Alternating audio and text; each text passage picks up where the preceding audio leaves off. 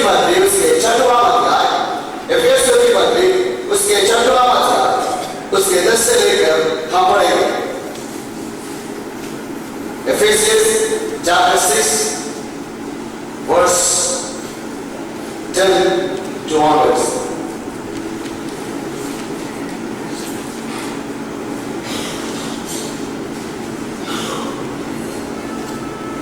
पढ़ सकते हो? युक्तियों के सामने खड़े रह सकते, क्योंकि हमारा ये बल युद्ध लहू और मांस से नहीं, परंतु प्रधानों से और अधिकारियों से और इस संसार के अधिकार के हाकिमों से और उस दुष्टता की आत्मिक सेनाओं से है जो आकाश में। इसलिए परमेश्वर के सारे हथियार बांध लो कि तुम बुरे दिन में सामना कर सको और सब कुछ पूरा करके स्थिर रह सको। इसलिए सत्य से अपना कमर कसकर और धार्मिकता की झिलम पहनकर और पांव में वेद के सुसमाचार की तैयारी के जूते पहनकर और इन सब के साथ विश्वास की ढाल लेकर स्थिर रहो, जिससे तुम उस दुष्ट के सब चलते हुए तीरों को बचा सको। बस कहता है कि हमारा युद्ध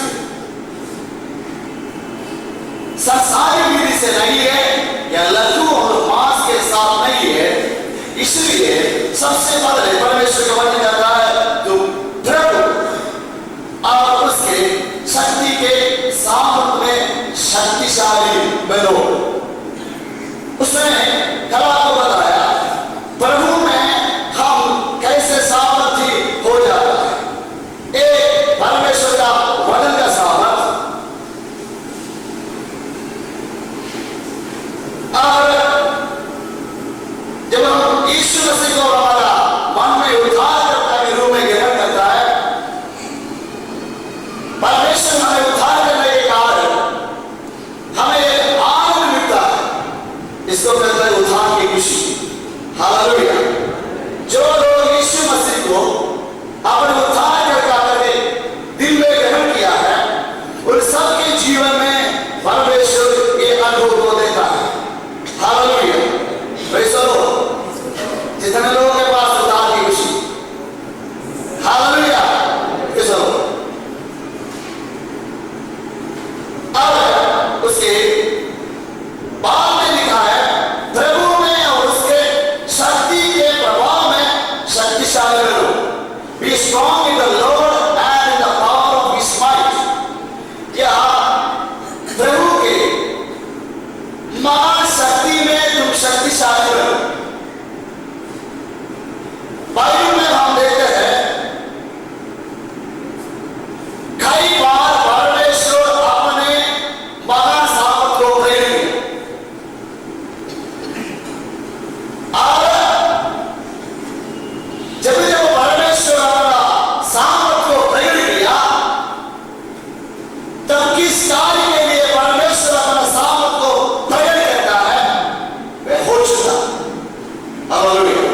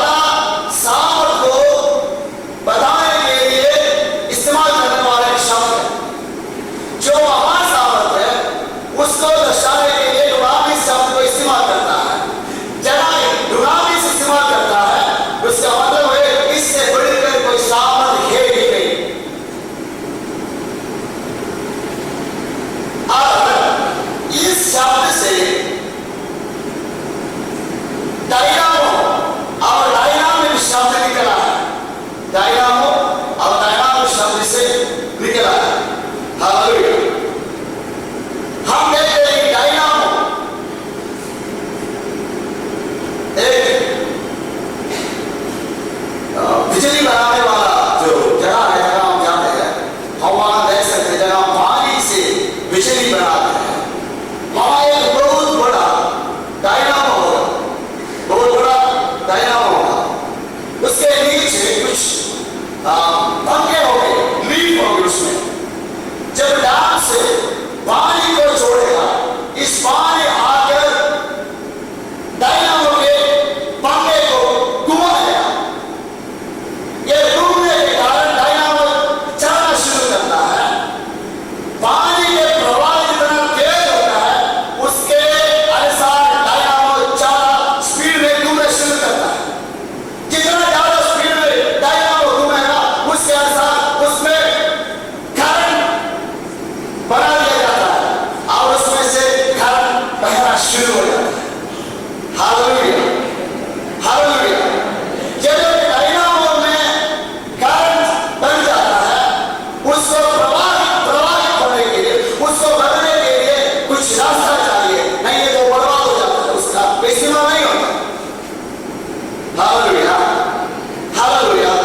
डायनामो के अंदर सब कुछ था, लेकिन डायनामो के फैन को घुमाने के लिए जो पानी उसमें आता है, डायनामो अपने आप एक शक्ति को बनाने वाला यंत्र बन जाता है। हालेलुया।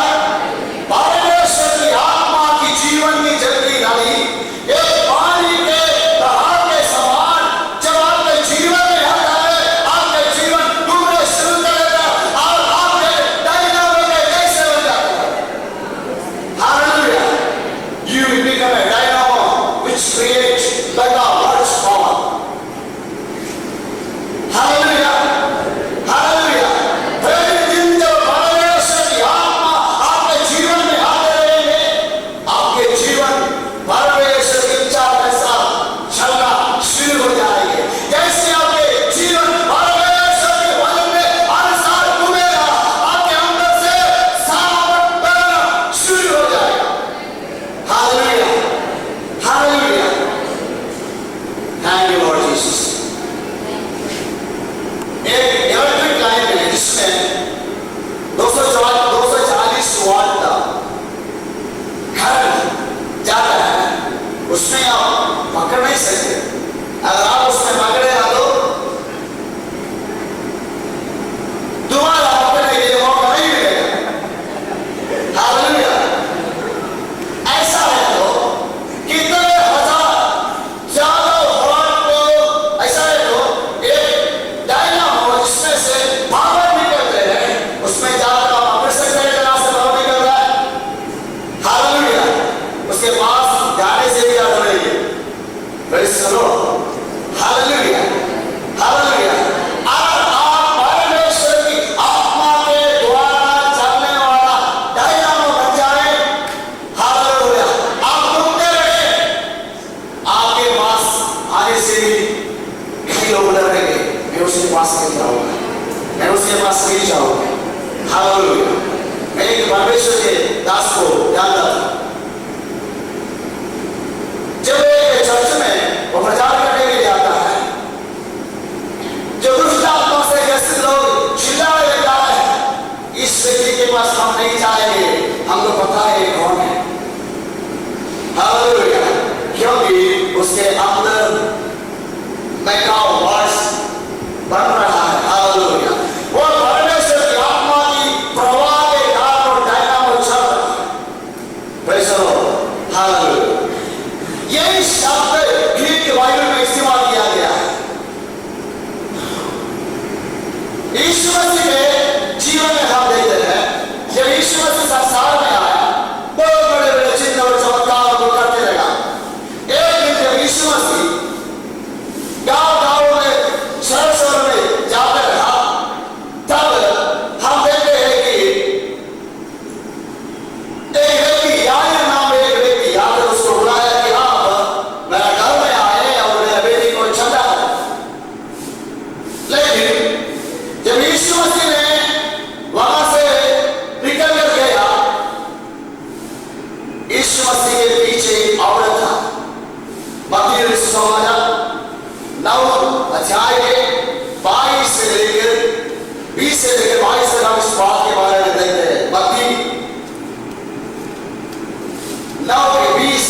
से लेकर 22 तक, मैथ्यू चैप्टर 9 वर्स 20 to 22। यहां आप देखते हैं कि एक स्त्री यीशु मसीह के पीछे आया और उसने जब यीशु मसीह का वस्त्र का अंचल को छुआ, वो सामर्थ यीशु मसीह से इस औरत के अंदर आया। हालेलुया। जैसे हम एक बिजली के तार में जब वो पकड़ते हैं, वहां से करंट जब हमारे जैसे शरीर में निकलता है, उसी प्रकार यीशु मसीह से इस औरत के शरीर में सामर्थ आया। हालेलुया। और बाइबल कहते हैं तुरंत उसका लहू बहने का बीमारी बंद हो गया। हालेलुया। यीशु मसीह के शरीर से और उसके वस्त्र से कैसे सामर्थ निकलने लगा? बाइबल में हम देख रहे हैं कि यीशु मसीह जब परमेश्वर की आत्मा की अभिषेक को पाया, उसके बाद जंगली स्थान में निर्जन प्रदेश में जाकर 40 दिन तक परमेश्वर से प्रार्थना करता है।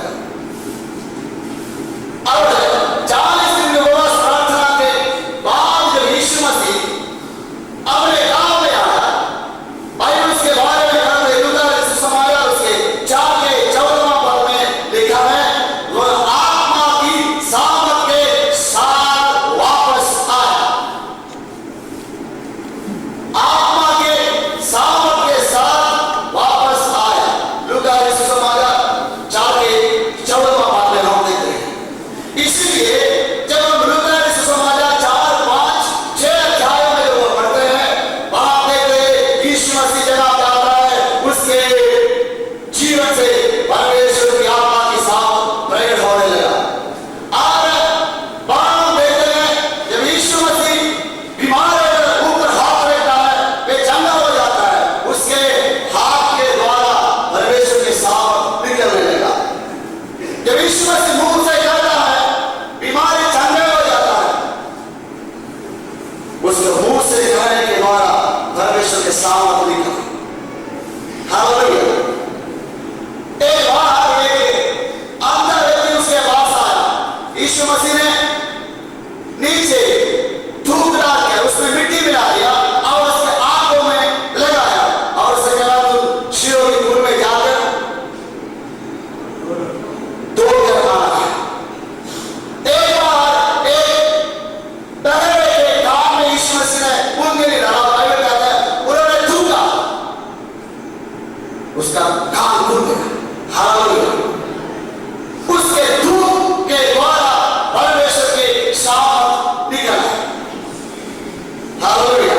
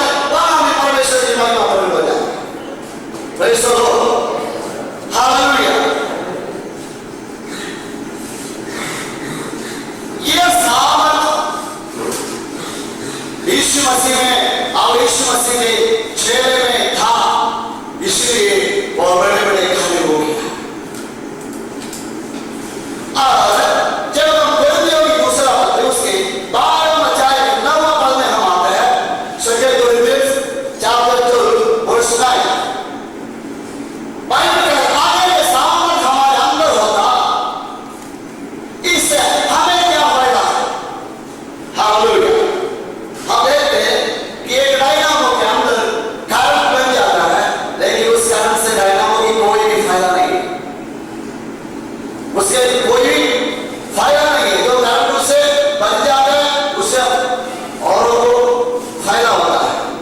लेकिन जब हमारे अंदर परमेश्वर की आत्मा की सामर्थ बन जाता है, वे दूसरों के लिए भी हमारे जीवन में भी एक लाभदायक बन जाता है। हालेलुया। हमारे में इसके बारे में हम देखते हैं कि यूहन्ना की दूसरा पत्री 12 अध्याय के 9वें पद में बाइबल कहता है, ये सामर्थ जब हम निर्बल हो जाता है, हमारे कमजोरियों में ये सिद्ध होने वाली सामर्थ है। हालेलुया।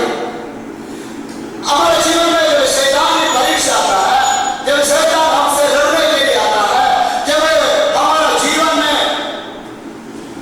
परेशानियां समस्या आता है, हम कई बार सोचते हैं कि प्रभु मैं क्या करूं। हालेलुया। अगर सामर्थ आपके अंदर होता, आपके कमजोरी में, आपके डर की अवस्था में ये आपको सामर्थ है। हालेलुया। जब परमेश्वर की आत्मा मनुष्यों के ऊपर आते रहा, परमेश्वर उनके द्वारा अलग अलग प्रकार के कार्य को करते रहा। परमेश्वर की आत्मा बिना मतलब से किसी के ऊपर भी परमेश्वर नहीं देता। हालेलुया। अगर आपके जीवन में परमेश्वर अपने आत्मा दिया है तो उसके पीछे परमेश्वर का एक उद्देश्य है। Praise the Lord. Hallelujah. अभिषेक का मतलब क्या है? अभिषेक का मतलब है परमेश्वर की आत्मा को किसी खास उद्देश्य के साथ मनुष्यों के जीवन में भेजा जाए। हालेलुया। परमेश्वर अपने आत्मा से मनुष्यों का अभिषेक करता है ताकि परमेश्वर की योजना, परमेश्वर की उद्देश्य मनुष्यों के द्वारा पूरा हो जाए। और बाइबल कहता है यह सामर्थ इसका कोई नाम नहीं सकेगा। और कुछ लोग कहते हैं ऐसा कोई परमेश्वर ही नहीं है। परमेश्वर जो सृष्टि किया है उसके रहस्य भी संपूर्ण रीति से मनुष्य बुद्धि में अभी तक नहीं आया है। अभी भी वैज्ञानिक लोग कोशिश करते रहता है कि सृष्टि के पीछे का रहस्य को जानने के। ऐसा है तो परमेश्वर के बारे में पूरे रीति से मनुष्य को समझना असंभव बात है। और बाइबल ये कहता है जो बात परमेश्वर प्रकट नहीं किया है वो अपना महिमा के लिए, लेकिन जो प्रकट किया है वो हम परमेश्वर की आज्ञा के अनुसार चलने के लिए। हालेलुया। इसलिए हमारे लिए जो कुछ परमेश्वर प्रकट किया है हम उसके अनुसार चलना है और परमेश्वर के सामने उसके अनुसार हमारे जीवन में आते रहेंगे। ये परमेश्वर की आत्मा जब हमारे जीवन में अभिषेक के द्वारा आता है तब हमें मिलता है। प्रेरितों की क्या उसके 12 अध्याय उसके 8वां पद में हम देखते हैं यीशु मसीह ने उनसे कहा, अपने चेलों से कहा, तुम जब परमेश्वर का पवित्र आत्मा तुम पर आएंगे तुम सामर्थ पाओगे। हालेलुया। परमेश्वर की आत्मा या पवित्र आत्मा जब तुम्हारे ऊपर आएगा तुम सामर्थ को पाओगे। परमेश्वर की आत्मा इस सामर्थ को हमारे जीवन में लेकर आता है। एक बार जब परमेश्वर की आत्मा के द्वारा सामर्थ हमारे जीवन में आता है और उसके बाद परमेश्वर ये चाहता है कि हम इस सामर्थ में फिर भी नया किया जाए या लेट्स रिन्यू आवर स्ट्रेंथ। हमारे सामर्थ को हम नया करें। इसलिए नबी की किताब 40वां अध्याय उसके 31वां पद को हम पढ़ेंगे। यशायाह चैप्टर 40 40 उसके 31 कृपया पढ़िए। वे नए बल प्राप्त करते जाएंगे, ख्वाबों के समान उड़ेंगे, वे उड़ानों के समान उड़ेंगे, वे दौड़ेंगे और श्रमित वे दौड़ेंगे और श्रमित न होंगे, ना होंगे, चलेंगे और थकित वे चलेंगे और थकित न होंगे। ना होंगे। हालेलुया। परमेश्वर के सामर्थ, परमेश्वर हमारे अंदर रहते हैं और उसके साथ हम दौड़ेंगे, हम थकेंगे नहीं, हम चलेंगे, हम श्रमित नहीं होंगे। हालेलुया। और बाइबल कहता है जो परमेश्वर का वाच होता है वह नया बल को प्राप्त करता है। Praise the Lord. हालेलुया। आप सब लोग समझ जाते हैं, सुनने में मुश्किल तो नहीं है, स्पीड ज्यादा तो नहीं है, ठीक। जो परमेश्वर का वाच होते हैं वे नया बल को प्राप्त करते हैं।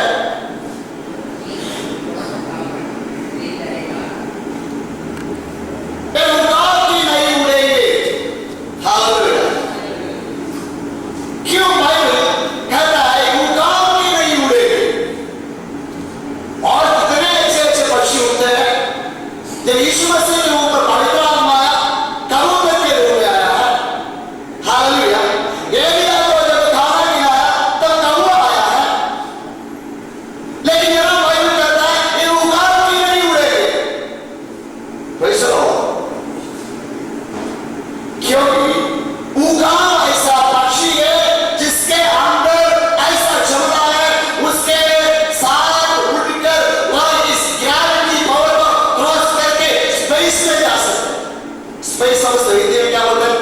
शून्याकाश, ब्रह्मांड, यस, अंतरिक्ष। जैसे भी हो, आप समझ में आया हमारे इस ग्रेविटी पावर को, जो नीचे को खींचने वाली सामर्थ को पार करके, छेद करके ऊपर को जाने वाली क्षमता सब उड़ान के अंदर है। Praise the Lord. और वहां जाकर वापस भी आ सकते हैं। Praise the Lord. इसलिए बाइबल कहते हैं ये उड़ान की नहीं उड़ेंगे। जो परमेश्वर के वाच होते हुए नया बल को प्राप्त करेंगे, उसको नीचे करने के लिए, उसको दबाने के लिए, उसको पास करने के लिए, उसको खत्म करने के लिए शैतान जितने भी कोशिश करते रहे वे नष्ट नहीं हो जाएंगे। वे ऊपर को उड़ते ही रहेंगे। हालेलुया। Praise the Lord. परमेश्वर की आत्मा की सामर्थ आपको नाश करने नहीं देगा, बल्कि आपको ऊपर से ऊपर को लेकर जाएगा। हालेलुया। और उड़ान ये सामर्थ कैसे प्राप्त करते हैं? उड़ान एक ऐसा पक्षी है कई लंबे साल तक जीवन व्यतीत करता है।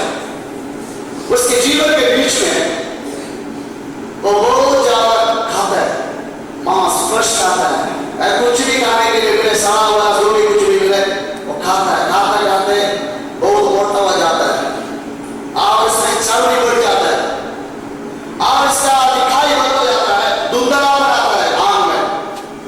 कहीं जाकर एक बहुत बड़ा जैसे पहाड़ की चोटी पे जाकर वहां बैठे, उड़ान सोच रहा हूं मैं तो कुछ नहीं दिख रहा है और अब मेरे से कुछ नहीं होगा, मैं इतना ज्यादा उड़ नहीं सकता, मैं यहां बैठ के मर जाऊंगा।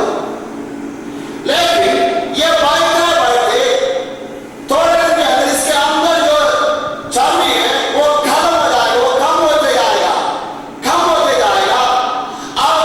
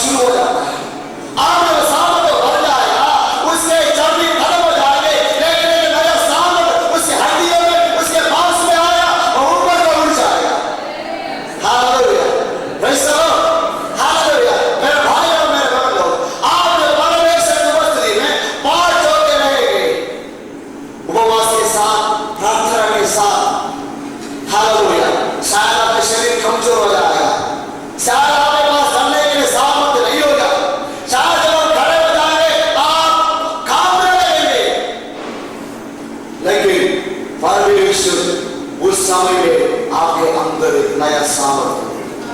भाई सुनो, ये सामर्थ्य परमेश्वर एक सेवक के जीवन में, जो व्यक्ति परमेश्वर की सेवा करना चाहता है, उसका जीवन में प्रतिदिन बढ़ाना चाहता है। हालेलुया। अगर इस सामर्थ्य से बढ़ते रहे तो तभी हम ऊपर को जा सकते हैं। हम सेवाई में आगे को बढ़ सकते हैं। सेवाई में हम परमेश्वर की कार्य को परमेश्वर की सामर्थ्य के द्वारा कर सकते हैं। परमेश्वर की सामर्थ, परमेश्वर की आत्मा के द्वारा हमारे अंदर पैदा किया जाता है और उस सामर्थ के द्वारा हम महान कार्यों को करने वाला बन जाए। इसलिए बाइबल कहता है, निदान प्रभु में और उसकी शक्ति के प्रभाव में शक्तिशाली बन। हालेलुया। Praise the Lord. आइए सारे मिलके एक छोटा सा कोरस को गाकर परमेश्वर की महिमा करेंगे। Oh, glory to God, He has lifted me up, He has lifted me up, I know। लड़ाई के मैदान में जाते हैं, उसके पास हथियार कोई भी क्यों ना हो, अगर उसके पास उसको इस्तेमाल करने का सामर्थ्य नहीं होता, उसके पास हथियार होने से कोई भी फायदा नहीं है। हालेलुया। अगर एक व्यक्ति चल नहीं सकता, उसको आप एक राइफल लेके उससे कहें तो बॉर्डर में जाके लड़ाई करना, उसको राइफल लेने से कोई फायदा नहीं। जिसका आंख में रोशनी नहीं है, उसको बेचने से कोई फायदा नहीं। जिसको सुनाई नहीं देता, उसको लड़ाई के चैनल में बेचने से कुछ नहीं होगा। हालेलुया। जैसे उसको लगेगा वैसे करेगा। इसलिए सबसे पहले हम अपने आप में सामर्थ्य होना चाहिए। हालेलुया। हम प्रभु में स्ट्रॉन्ग मजबूत होना चाहिए, परमेश्वर के वचन के द्वारा और उद्धार की खुशी के द्वारा और परमेश्वर की आत्मा की अभिषेक के द्वारा हम सामर्थ्य बनकर परमेश्वर की सेवा के लिए इस लड़ाई के क्षेत्र में निकलना चाहिए। हालेलुया। अब हम देखते हैं, बाइबल कहते हैं, जब एक व्यक्ति लड़ाई के क्षेत्र में जाता है, मानो कि बहुत बड़ा पैमाना है, बहुत सामर्थ्य व्यक्ति है, लेकिन लड़ाई के क्षेत्र में जहां बहुत जबरदस्त हथियार लेकर लोग आमने सामने लड़ाई करता है, वहां एक सामर्थ्य व्यक्ति को भेज देते, जिसके पास कोई भी हथियार नहीं है, तो क्या हो जाएगा? वापस नहीं आएगा।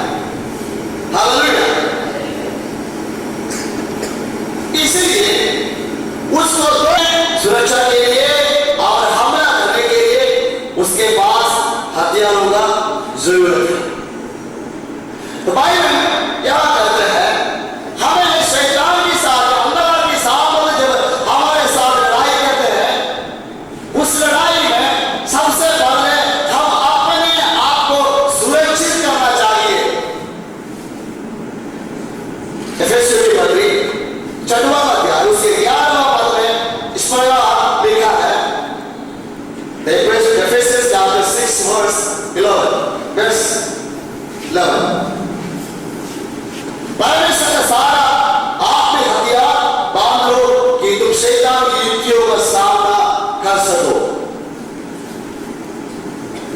शैतान अलग अलग प्रकार के हथियारों का इस्तेमाल करता है।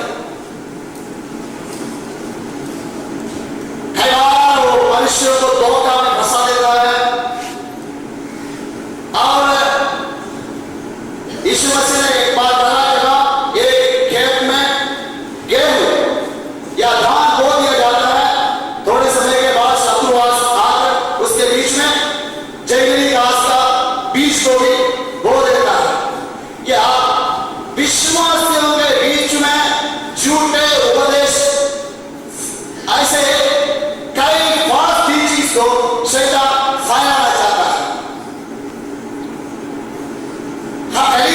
शुरुआत में इस बात को देखते हैं। जब नया नियम की कलीसिया की स्थापना हुई, कलीसिया को नाश करने के लिए पहले शैतान उसके अंदर सलावट को पैदा किया। सलावट के कारण विश्वासी लोग इधर उधर चला गया, इधर हो गया, लेकिन उसके कारण शैतान के काम सफल नहीं हुआ, क्योंकि विश्वासी लोग जगह जगह गया, वे लोग सुसमाचार प्रचार करते रहा और नया कलीसिया की स्थापना किया गया। अब शैतान कलीसिया के अंदर अलग अलग प्रकार की झूठे उपदेशों को लेकर आया। जब झूठे उपदेश कलीसिया के अंदर आया, उस समय में लोग उसको पहचानने में असमर्थ हुआ। इसलिए आजकल हम मसीही समाज के बीच में ऐसे कई बातों को देखते हैं जिसका परमेश्वर का वचन का कोई आधार नहीं। हालेलुया। अभी भी शैतान ऐसे कार्य को कलीसिया में पैदा करना चाहता है। अच्छे खेत में जगह बिल्कुल अच्छे तरीके से गेहूं को बो दिया और उसके नीचे पानी डालना है, खाद डालना है, वो बढ़ते हैं, लेकिन कुछ ऐसे जंगली घास को भी शैतान उसके अंदर पैदा करता है। जगह आप एक गेहूं की जो खेत है वहां जाता है, जो मैं पहले बार जो मैं राजस्थान में आया कुछ साल के बाद पहले एक बार एक गेहूं के खेत में गया, वहां लोग घास काट रहा था। घास जो घास वो काट कर आया, मैं देखा ये बिल्कुल गेहूं की पौधे की जैसा ही लग रहा है, उसमें कोई एकदम बदलाव नहीं है। हम उस नंबर से पूछा कि आप गेहूं को इस पे ये पकने से पहले क्यों काटते हो? और वो लोग कहा ये गेहूं नहीं, ये जंगली घास है, लेकिन पता नहीं चलता है। इसी प्रकार कलीसिया के बीच में भी शैतान कई झूठे उपदेश को, कई ऐसे बातों को पैदा करने के लिए कोशिश करते रहता है। हालेलुया। ये सारे बयान करता है शैतान की युक्तियों को सामना करने के लिए, शैतान की चालाकियों को, the schemes of devils, शैतान की ऐसी बातों को सामना करने के लिए तुम अपने आप को तैयार कर रहा है, या तुम परमेश्वर के अस्त्र शस्त्र को पहनना चाहिए। हालेलुया।